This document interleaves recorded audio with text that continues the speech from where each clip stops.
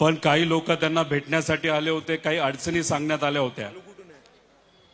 तिथं चर्चा करत असताना थोडासा उशीर झाला म्हणून दादा आपल्या या कार्यक्रमाला 15 ते 20 मिनिटं उशिरा आले।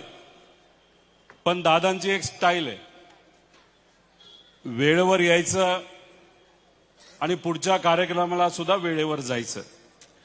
त्यामुळे महत्त्वाचं भाषण दादांचं होतं, पण दादा पुढच्या एका सभेला गेल्यामुळे दादांनंतर मला भाषण करावं लागतंय। मी आपल्या सर्वांचा जास्त वेळ घेणार नाही, पण आज मुद्दामून आपल्या या शहरामध्ये पिंपरी चिंचवड महानगरपालिका निवडणूक 2026 प्रभाग क्रमांक 32 राष्ट्रवादी काँग्रेस पार्टीचे अधिकृत उमेदवार ॲडव्होकेट निशा वसंत कांबळेताई अनुक्रमांक 2, श्री प्रसाद उत्तम शिंदे अनुक्रमांक 3, सौ उज्ज्वला सुनील डोरे अनुक्रमांक 1 आणि अनुभवी नेते श्री अतुल नानासाहेबजी शितोळे अनुक्रमांक 3 यांच्या प्रचारासाठी आम्ही सर्वजण आलेलो आहोत। आत्ताच दादांनी आपल्या सर्वांना मार्गदर्शन केलं। अनेक इतरही मान्यवर सर्व मित्र पक्षांचे या व्यासपीठावर उपस्थित आहेत।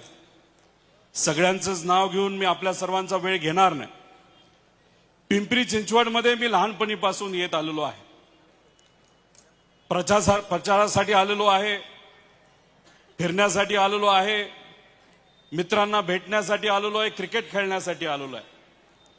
पिंपरी चिंचवडमध्ये आल्यानंतर आपल्या सर्वांना एक असा अनुभव येतो की आपण महाराष्ट्रामध्येच फिरतोय। इथं असणारे जे सर्व स्थानिक नागरिक आहेत त्यांचं मन इतकं मोठं आहे की त्यांनी अख्ख्या महाराष्ट्राला सामावून घेतलेलं आहे। त्यामुळे महाराष्ट्राच्या कानाकोपऱ्यातून अनेक लोक इथं काम करण्यासाठी आलेले आहेत। इथं असणाऱ्या MIDC मध्ये काम करतात काही जण, शेतकऱ्याची मुलं, कष्टकऱ्यांची मुलं IT इंजिनियर झाले, मग इथं असणाऱ्या IT कंपनीमध्ये हे सर्वजण काम करतात। त्यामुळे या शहरामध्ये जेव्हा केव्हा येतो तेव्हा आपण महाराष्ट्रामध्ये सर्व महाराष्ट्र फिरल्यासारखा आपल्याला अनुभव येतो। खरं तर आदरणीय पवार साहेब असतील, अजितदादा असतील, यांचं या शहरावर अतिशय मनापासूनचं प्रेम। या भागाबद्दल आपण बोलायला गेलो तर आदरणीय पवार साहेबांच्या मार्गदर्शनाखाली इथं जी IT कंपनी आहे त्या IT कंपनीमध्ये नाहीतर त्या ITच्या MIDC मध्ये 500 पेक्षा जास्त कंपन्या, 5 लाख लोक तिथं काम करतात। इथं असणाऱ्या ज्या MIDC आहेत त्या MIDC मध्ये 12,000 कंपन्या आहेत, छोट्या आणि मोठ्या। याच्यामध्ये तुमच्या आणि आपल्यासारखे जे सामान्य परिवारातले लोक आहेत असे 20 लाख पेक्षा जास्त लोक इथं काम करतात। ऑटोमोबाईल हब आहे, Bajaj, force motor, GM, Mercedes, Tata, Volkswagen अशा मोठ्या कंपन्या आहेत। आणि या कंपन्यांमध्ये काम करण्यासाठी नाहीतर या मोठ्या कंपन्या इथं असल्यामुळे इथं असणारी बाजारपेठ मोठी झाली आणि या बाजारपेठमध्ये आल्यानंतर आपला परिवार मोठा झाला पाहिजे, आपल्याला हाताला काम मिळालं पाहिजे, या हेतूतून अनेक लोक इथं राहायला आलेली आहेत। MIDC आली, IT कंपन्या आल्या, लोक मोठ्या प्रमाणात इथं राहायला आली। त्यामुळे हे जे छोटी मोठी दुकानं आपल्या सर्वांना बघायला मिळतात, सर्व समाजाची लोक इथं काम करतात, त्या छोट्या मोठ्या दुकानांना तिथं फायदा झाला। आणि या सगळ्या गोष्टींकडे बघत असताना आदरणीय पवार साहेबांनी सुद्धा जेव्हा ते केंद्रामध्ये मंत्री होते, मोठ्या प्रमाणात निधी पवार साहेबांनी या शहरासाठी केंद्रातून पाठवला। निधी पाठवला साहेबांनी, पण योग्य पद्धतीने निधीचा वापर कसा करायचा तर त्याचं नियोजन जर कुणी केलं असेल तर आदरणीय अजितदादांनी ते नियोजन त्या काळामध्ये तिथं केलं। त्यामुळे इथं असणारे जे मोठे रस्ते आपण सर्वजण बघतो, सरळ सरळ फ्लायओव्हर जे बघतो, ते अजितदादांच्या स्वभावासारखे आहेत. एकदम सरळ स्वभाव. त्यांचं भाषण तुम्ही आता ऐकलं. एकदम मनात जे ते ओठात आणि तिथं बोलून दाखवायचं. खरं तर जेव्हा 2017 मध्ये या शहरातली सत्ता आपली गेली, तेव्हा दादांना खूप मनापासून वाईट वाटलं. कारण या भागामध्ये मोठ्या प्रमाणात दादांनी लक्ष देऊन खूप मोठा विकास त्या ठिकाणी केला होता. पण झालं असं की 2017च्या नंतर इथं जे कोणी स्थानिक नेते राहिले त्यांनी मोठ्या प्रमाणात भ्रष्टाचार या महानगरपालिकेमध्ये तिथं केला. अहो, मी तुम्हाला साधा प्रश्न करतो. तुम्ही म्हणाल या इलेक्शन आमचं काय घेणं देणं, आम्ही आमचं पोट भरतो, हाताचं काम कुठं मिळेल तिथं करतो, नाही तर आमचा छोटा मोठा व्यवसाय तिथं करतो. अहो, पण ज्या कंपन्या आपल्या या पिंपरी चिंचवडमध्ये MIDC मध्ये ज्या IT कंपनी आपल्या या शहरामध्ये आल्या होत्या, त्यातल्या बहुतांश कंपन्या आपल्या या भागाला सोडून दुसऱ्या राज्यामध्ये जात आहेत. याचा अभ्यास आपण केलाय. 2017 पासून आतापर्यंत एक सुद्धा नवीन कंपनी आपल्या MIDC मध्ये आलेली नाही. IT कंपन्या ज्या आल्या त्या बंद करून कुणी कर्नाटकात गेलंय, कुणी तिथे हैदराबादला केलेलं आहे. साधा प्रश्न मी तुम्हा सर्वांना करतो. राजकारणी येतील आणि जातील, पण शेवटी आपल्याला आपलं घर चालवायचंय. जर नवीन कंपन्या येणार नसतील आणि जुन्या कंपन्या इथून जाणार असतील तर ज्यांच्या नोकऱ्या आहेत त्यांनी करायचं काय? आणि कष्टातून तुम्ही तुमचं घर मोठं केलं. तुम्ही कमी शिकला असला, एखाद्या इंजिनिअरिंग कंपनीमध्ये तुम्ही फोरमन म्हणून काम केलं असेल, तिथं तुम्ही त्या ऑइल मध्ये माखला गेला असेल, पण पोराला तुम्ही IT इंजिनियर केलं, मुलीला IT इंजिनियर केलं. आता त्यांच्या नोकरीची वेळ आली आणि ती वेळ आल्यानंतर आता आपण जेव्हा बघायला जातो नोकरी मिळते का नाही, तेव्हा दुर्दैवाने या परिसरामध्ये नोकऱ्या मिळत नाहीत. त्याच्याच बरोबर हे जे महानगरपालिका आहे, या महानगरपालिकेमध्ये जे छोटे मोठे कॉन्ट्रॅक्ट दिले जातात, आमचं म्हणणं आहे तुमच्या मुलांना ते कॉन्ट्रॅक्ट मिळाले पाहिजे. आमचं म्हणणं आहे छोट्या मोठ्या कॉन्ट्रॅक्टरला ते कॉन्ट्रॅक्ट मिळाले पाहिजे. पण या महानगरपालिकेमध्ये जे कुठले कॉन्ट्रॅक्ट दिले जातात ते फक्त या परिसरामध्ये दोन मोठे नेते, एक भोसरी आणि दुसरा या भागाचा, त्यांच्याच कार्यकर्त्यांना कॉन्ट्रॅक्ट दिले जातात. मग आपल्या मुलांना, आपल्या मुलींनी आपण काय चुकीचं केलंय याच्याबद्दलचा विचार आपण कधी करणार आहोत का? आपल्या मुलांना का कॉन्ट्रॅक्ट मिळू शकत नाहीत? अहो, इथं जर आपण बघितलं तर साधं डांबर टाकायचं असेल तरी आमदाराच्या जवळच्या व्यक्तीकडनं डांबर घ्यायचं. जर कुठेतरी रस्त्यावर पाणी मारायचं असेल, फार धुराळा उडतोय, तरी आमदाराच्याच कार्यकर्त्याकडे ते काम गेलं पाहिजे. जर इथं मोठा कॉन्ट्रॅक्ट घ्यायचा असेल, नाही तर 50 लाखाचा कॉन्ट्रॅक्ट घ्यायचा असेल, तरी तिथं रिंग केली जाती आणि रिंग केल्यानंतर त्यांच्याच कार्यकर्त्याला त्या ठिकाणी कॉन्ट्रॅक्ट मिळतात. अहो, हा प्रश्न आपण केला पाहिजे. आपल्याला कधी कॉन्ट्रॅक्ट मिळणार? पारदर्शक पद्धतीने जर इथं कामं दिली गेली, जर केली गेली, तरच आपल्या सर्वांना त्या ठिकाणी संधी मिळणार आहे. पण दुर्दैवाने या भागामध्ये तसं होताना दिसत नाही. आणि जर कुणी तक्रार केली, काही दिवसांपूर्वी आम्ही एक पेपरमध्ये बातमी बघितली, टीव्हीवर सुद्धा बघितली, काही सोसायटीच्या लोकांनी तक्रार केली की इथं असणारे काही गुंड लोक आम्हाला त्रास देत आहेत. पोलीस स्टेशन मधून घरी गेल्यानंतर, सोसायटीमध्ये आल्यानंतर गुंड त्या सोसायटीमध्ये गेले आणि तिथं असणाऱ्या त्या तक्रारदाराची हाणामारी केली. मग कुठे हो आपला आवाज? का आपण हे बोलू शकत नाही? या सगळ्या गोष्टींचा विचार या इलेक्शनमध्ये त्या ठिकाणी आपण सर्वांनी केला पाहिजे. टँकर मधून पाणी दिलं जातं, कारण का वेळेवर आम्हाला पाणी मिळत नाही. अरे पण टँकर मधून पाणी दिल्यानंतर त्या टँकरच्या पाण्याला अतिरिक्त पैसे कोणाकडनं घेतले जातात? ते तुमच्याकडनं घेतले जातात. याचा विचार आपण सर्वजण कधी करणार? एका टँकर मागे एवढे पैसे, तेवढे पैसे, आणि तो टँकर कोणाचा असतो? तर या नेत्याच्या, कार्यकर्त्याचा तो टँकर त्या ठिकाणी असतो. अहो, ही महानगरपालिका एशियातली सगळ्यात मोठी आणि श्रीमंत महानगरपालिका होती. 2015ला जेव्हा दादांच्या मार्गदर्शनाखाली, पवार साहेबांच्या मार्गदर्शनाखाली इथं जी आपली सत्ता होती, ती जेव्हा सत्ता गेली तेव्हा 6,500 कोटी रुपयाच्या ठेवी आपल्या महानगरपालिकेमध्ये होत्या आणि त्यानंतर आतापर्यंत आपण बघितलं 25 पर्यंत या ठेवी 4,500 कोटीवर आलेल्या आहेत. म्हणजे 2,000 कोटी गायब झाले. अहो गेले कुठं?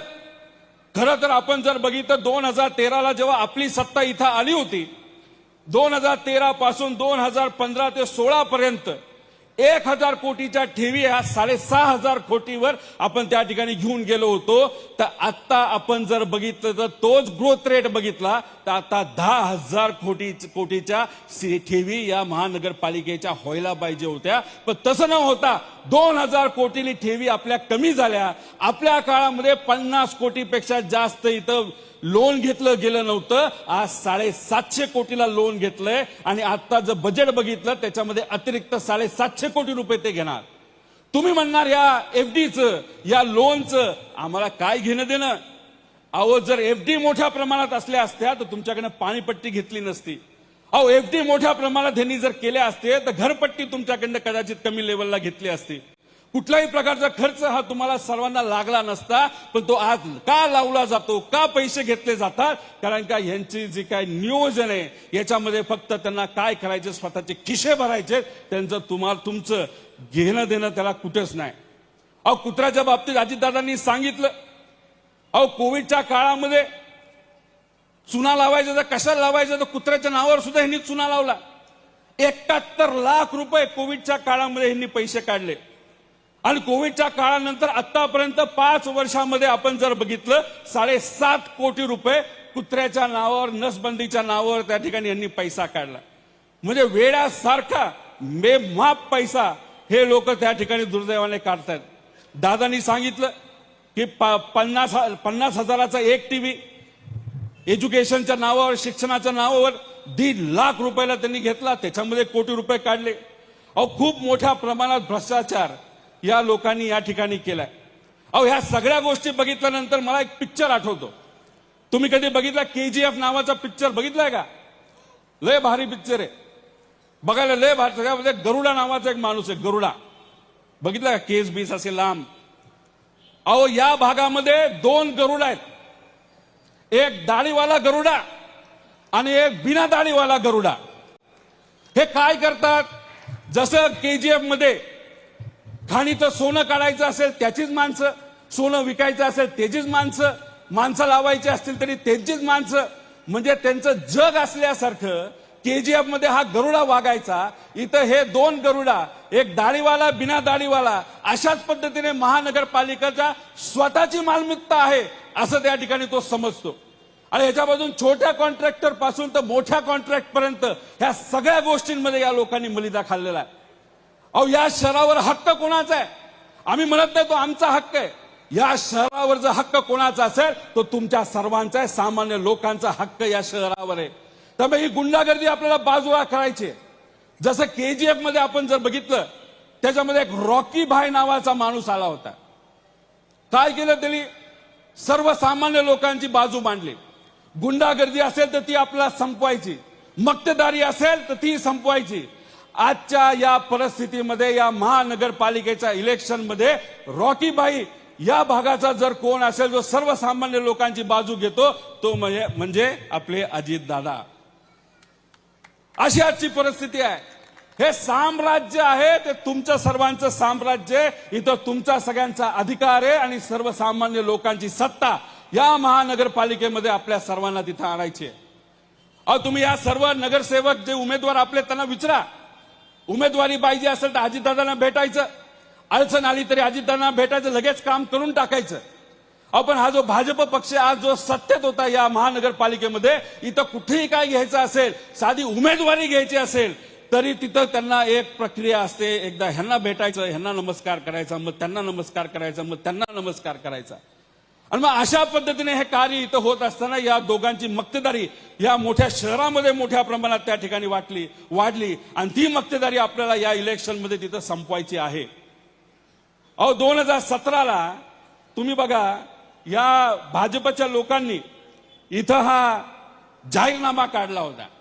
काय जाहीरनामा होता? सर्वसामान्य लोकांसाठी उत्तम आरोग्य सुविधा 3 लाखापर्यंत आरोग्य विमा काढणार. काढला का? तुमचा काढला का त्यांनी? त्यानंतर शहरात वायफाय सुविधा देणे. दिले का? वायफाय फुकट दिली का सुविधा तुम्हाला? त्याच्याच बरोबर इस्रायल देशाच्या धर्तीवर शाळा उभारणार. झाली का एक तरी शाळा आपली अशी? त्यानंतर यांनी काय बोललं होतं? ई शासन प्रणालीमध्ये विस्तार करणार. मिळकतीवर कॉर्पोरेट काहीतरी काय लिहिलं त्यांनाच माहिती. आणि बांधकामाचा प्रश्न सोडणार. सुसज्ज भाजी मंडई बांधणार. पाण्याचा प्रश्न आम्ही सोडणार.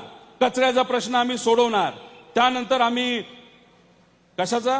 त्या ट्रॅफिकचा प्रश्न त्या ठिकाणी सोडवणार. असे 22 मुद्दे घेतले होते. मी इथं असणाऱ्या नगरसेवकांना, उमेदवारांना बोललो, नेत्यांशी बोललो, ह्यातले किती झाले? ते म्हणले 22 पैकी एक सुद्धा झालं नाही. म्हणजे यांनी काय गृहीत धरलं? तुम्हाला गृहीत धरलं. 2017ला हे जाहीरनामा त्यांनी काढला. तुम्हाला सांगितलं आम्ही हे करणार, आम्ही ते करणार. ह्यातलं एक सुद्धा गोष्ट त्यांनी केली नाही. फक्त काय केलं असेल तर भ्रष्टाचार मोठ्या प्रमाणात त्यांनी त्या ठिकाणी केला. आणि हीच गोष्ट मुळापासून आपल्याला जर काढायची असेल तर महानगरपालिकेमध्ये, पिंपरी चिंचवडमध्ये सत्ता ही आपल्या विचाराचीच कशी येईल यासाठी त्या ठिकाणी आपल्या सर्वांना प्रयत्न खऱ्या अर्थाने तिथं करायला लागतील.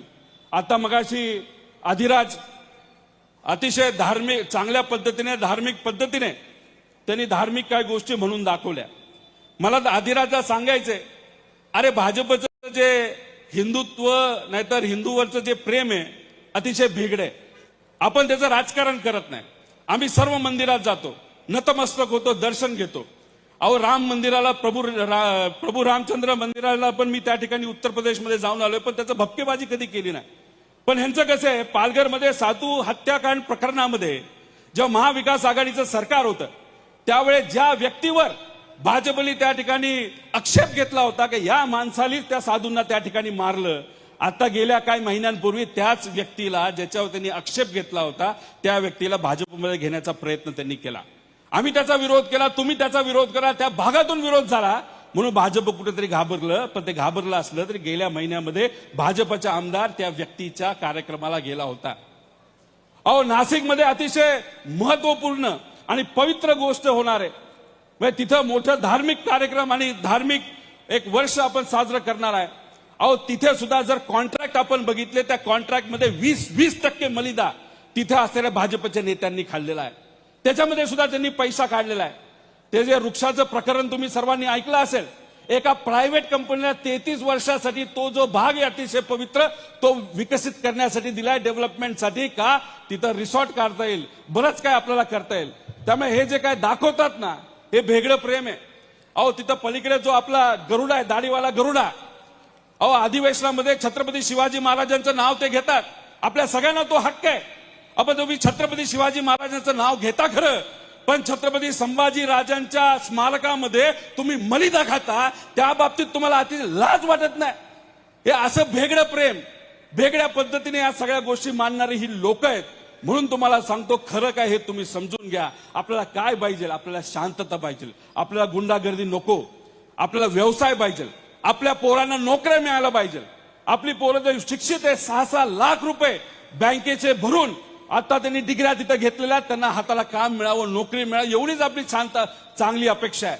आपल्या घराच्या महिला जेव्हा रस्त्यावर चालायला जातील, फिरायला जातील, त्या सुखरूप असाव्यात, एवढीच आपली सगळ्यांची अपेक्षा आहे. तीच अपेक्षा आपल्याला जर पूर्ण करायची असेल तर इलेक्शनमध्ये आपल्याला आपल्या विचाराच्या पक्षाला, म्हणजे राष्ट्रवादी पक्ष, आता आमचं थोडंसं कन्फ्युजन होत असतं, अजितदादा आणि शरदचंद्र पवार या दोन्ही पक्षाच्या प्रत्येक उमेदवाराला, मित्र पक्षाच्या उमेदवाराला मोठ्या बहुसंख्येने तुम्ही सगळ्यांनी निवडून द्यावं अशी विनंती करतो. आणि जाता जाता एक महत्वाची गोष्ट तुम्हाला सांगतो, हे शहर तुमचा एक मोठा परिवार आहे, एक मोठं कुटुंब आहे.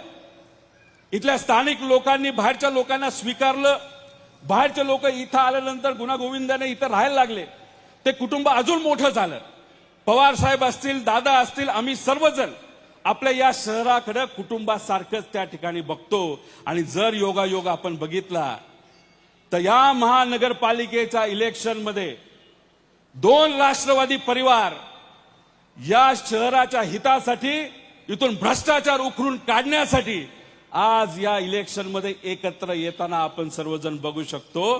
त्यामुळे याच्या मागे कुठं ना कुठंतरी काय ना काहीतरी चांगलं आहे आणि हीच गोष्ट आपण मनामध्ये ठेवा आणि आपलं हे जे मोठं शहर आहे या शहराचा विकास योग्य पद्धतीने व्हावा यासाठी या चारही उमेदवाराला आणि तुमचा मित्रपरिवार ज्या ज्या प्रभागामध्ये आहे ज्या ज्या वॉर्डामध्ये आहे त्या त्या ठिकाणी त्यांना फोन करून तुम्ही तिथं सांगावं की काही झालं तरी सत्ता परिवर्तन या शहरामध्ये ही झालीच पाहिजे आणि घड्याळ आणि तुतारी आणि मित्र पक्षाचे सर्व चिन्हासमोर बटन दाबून त्यांचे उमेदवार इतक्या मोठ्या बहुसंख्येने इथं निवडून आले पाहिजे की भ्रष्टाचार करणाऱ्या लोकांच्या चेहऱ्याला चपळाक मिळाली पाहिजे एवढंच या ठिकाणी आपल्या सर्वांना सांगतो.